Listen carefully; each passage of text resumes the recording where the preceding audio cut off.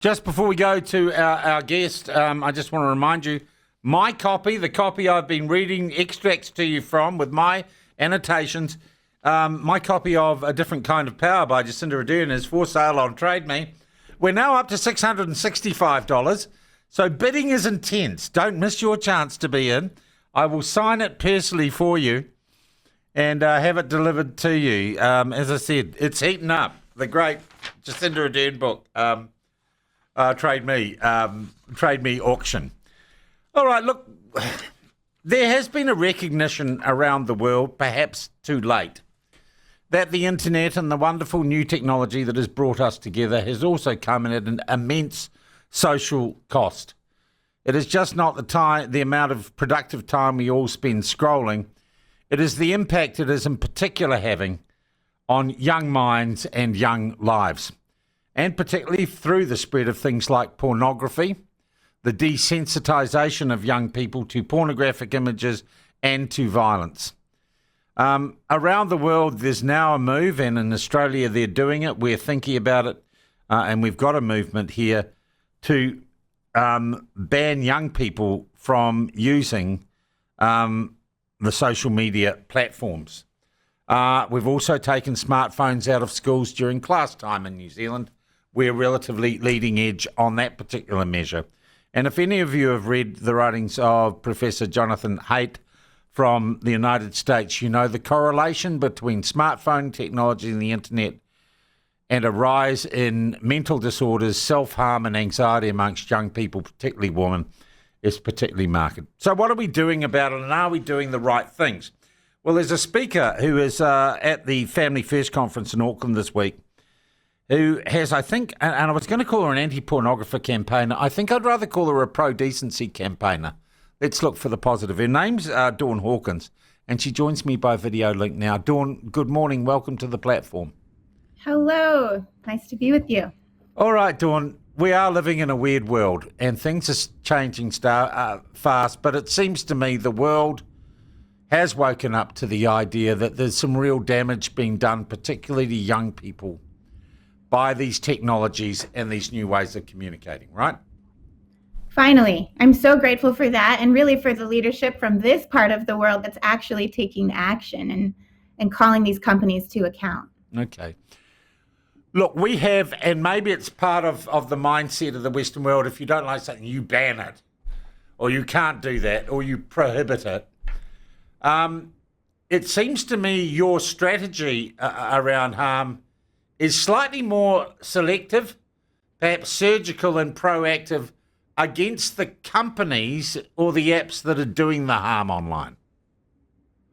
Yeah, right now we've got these massive global companies, trillion-dollar companies even, who have designed these spaces that our children are spending increasing amounts of time in, but without their safety in mind at all. We regulate cars, we regulate food, we regulate medicine to keep children safe, but markets that are left completely unchecked do not protect them. And so that's what we're calling for. All right. Here, well, in Australia, they've already gone down the route, you ban the kids. You're saying flip it round. Rather than saying the kids, it's your problem for behaving badly, let's regulate the companies that make them behave badly and do the damage. What sort of companies are we talking about? Can you be specific? And what sort of rules do you think they need to have applied to them? That's exactly right. I mean, right now, as kids, as parents, we can't keep up. We have to live online. Like, that's part of the world that we live in. And so we need these companies to be accountable. Problems like if you're on social media, the addictive nature that they've built these platforms, the algorithms that are meant to just keep you on and keep you coming, we can't withstand that. How can we expect our little kids' brains, our teenager brains to withstand it too? So we need tech to monitor better. I have an example for you. In the United States, TikTok is being sued right now by a bunch of attorneys general. And in one of the lawsuits, TikTok, they were bragging hugely in the media about how they have a reset button for the algorithm. And there's like an emergency button now too. As a user, you can say, I want to reset the algorithm because I don't want all these kind of bad videos. I'm stuck in a loop. But what happened in the lawsuit out of Massachusetts is TikTok revealed they reset the algorithm back to the very addictive, negative algorithm after just 10 minutes of scrolling. That's crazy. And how can our kids withstand that? And that's the exact thing we need to change with these companies. So I'm talking about TikTok, Meta, Apple, Google, some of the biggest giants in the world. They need to be held accountable to design with safety in mind. Okay, well, how do they do that? How do you hold them accountable? And it would seem to me, because they are global platforms, the response this legislation almost needs to be global, or it's worthless. Exactly right. And there is this global movement calling for these same kind of solutions.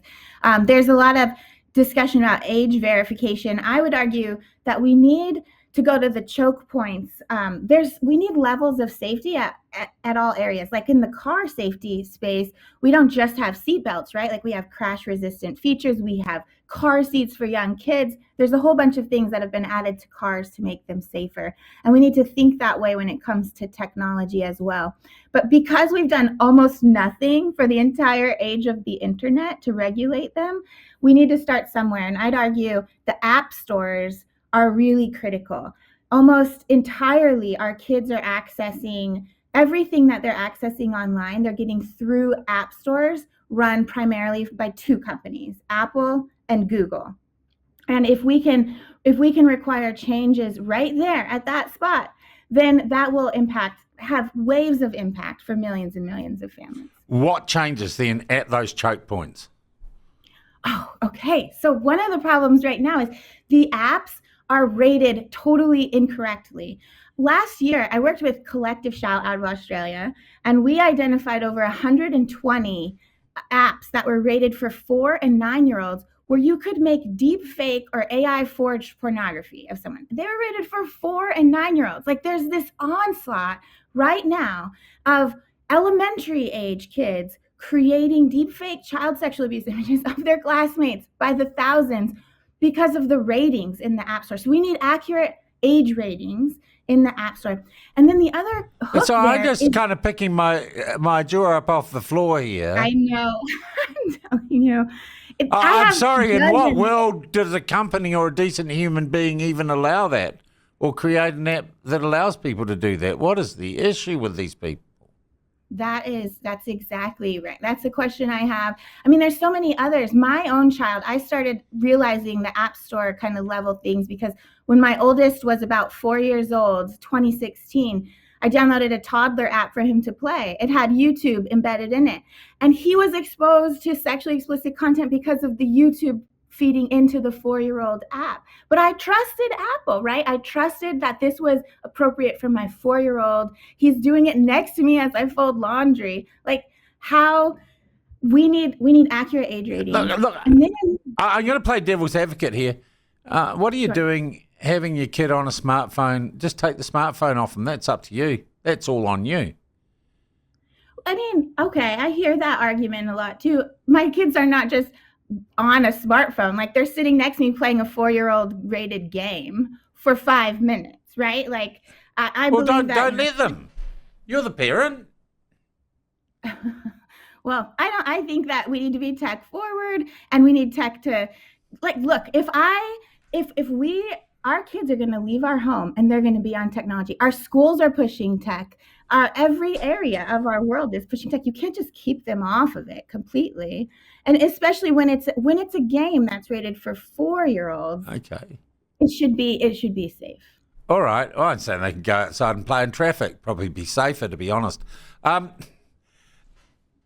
Is this, do you think, the movement you're talking about, is it growing? Do you think people in general are waking up to the harm and the dangers of where these technologies have been taking us? And do you think we can correct them to be a positive influence? We are correcting them. I mean, just in the last 6 months, Apple and Google, because they're feeling this immense pressure on the global stage to do something about fixing the App Store, they've just rolled out massive fixes to the problem. About 80% of the problem is fixed because they're feeling the pressure. We can't stop there, though. I would argue, too, that there's this whole movement of young people, like high school and college-aged kids, who are stepping up and saying, like, what happened to me was not okay, and we need better. We need these companies to design with our safety in mind, with the kids' safety in mind. And there's massive movements. In the United States, for example, Congress has not passed a single law to regulate an online company for protecting kids in 26 years. Last year, finally, okay, it didn't pass yet, but we got 80 senators to agree on one huge significant solution, and it's going to be voted on again next week, and we expect it to pass out of the Senate. But in the United States right now, where everything is so extremely split, to have 80 senators, right and left, agreeing, I feel so optimistic that there's this reckoning now. All right. Do we need more leadership from the people at the top of the technology tree? And I'm talking the Elon Musks and the Mark Zuckerbergs of this world. Do they need to step up and stop being such dweebs?